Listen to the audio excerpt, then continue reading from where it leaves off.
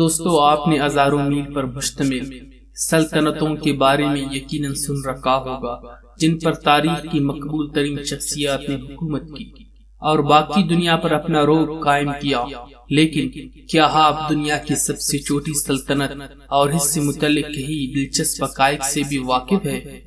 اگر نہیں تو آئیے ہم آج آپ کو بتاتے ہیں۔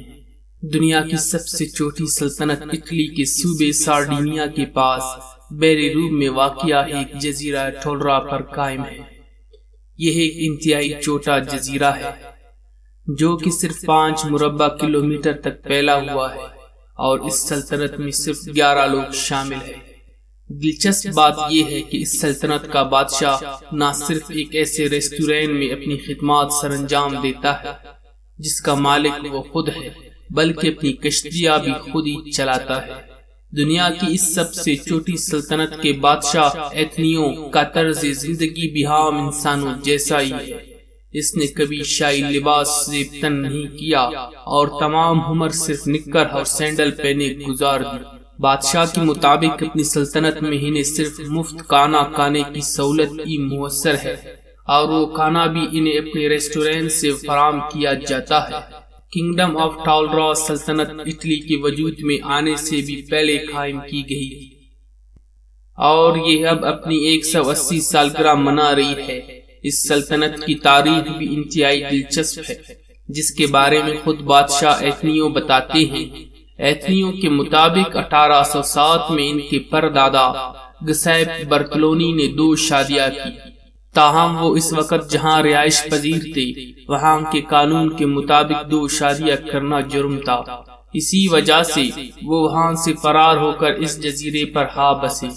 یہاں انہیں ایسی منفرد بکریوں کے بارے میں پتا چلا جن کے دانت سنہرے ہوتے ہیں اور جلد ہی ان بکریوں کی خبر سارڈینیا کے بادشاہ کارلو البرٹو تک جا پہنچا۔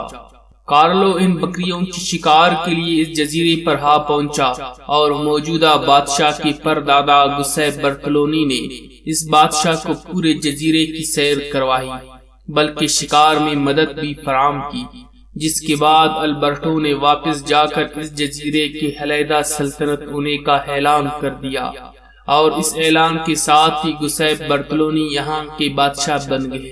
یہاں ایک شاہی قبرستان بھی موجود ہے جس میں گسیپ برتلونی دفن ہے اور انہوں نے وصیت کی تھی میرے مرنے کے بعد مجھے اسی قبرستان میں دفن کیا جائے اور میری قبر پر تاج بھی رکھا جائے۔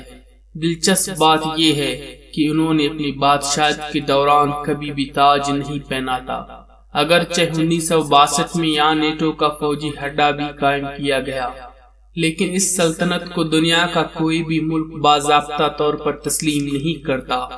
سیاحوں کی ایک بڑی تعداد سیر و تفریح کے لیے اس جزیرے کا رخ کرتی ہے اور اس سلطنت کا بادشاہ اور اس کے خاندان کے دیگر افراد اٹلی سے اس جزیرے تک فیری چلاتے ہیں۔ یہ سیاح اس جزیرے پر موجود ان منفرد بکریوں اور ایک خاص نسل کے باز کو دیکھنے آتے ہیں۔ اس کے علاوہ جزیرے پر موجود واحد ریسٹورینٹ میں سیاحوں کو سمندر سے ہی شکار کردہ جانور بھی پیش کیے جاتے ہیں۔ ایک دلچسپ بات یہ بھی ہے کہ اس ملک کا بادشاہ ایتھنیوں روزانہ قبرستان میں اپنی بیوی کے قبر پر جو پھول چڑھاتے ہیں وہ پلاسٹک کے ہوتے ہیں، کیونکہ ایتھنیوں کے مطابق اصلی پھولوں کو یہاں کی بکریاں چر جاتی ہے۔ اس جزیرے پر آباد بادشاہ اور اس کا خاندان عام لوگوں کی مانند ہی زندگی گزارتا ہے اور اس پر یقین بھی رکھتا ہے۔ دوستو، اگر آپ کو ہماری آج کی ویڈیو پسند آئی ہو تو ہماری چینل باغل میڈیا کو ضرور سبسکرائب کیجیے۔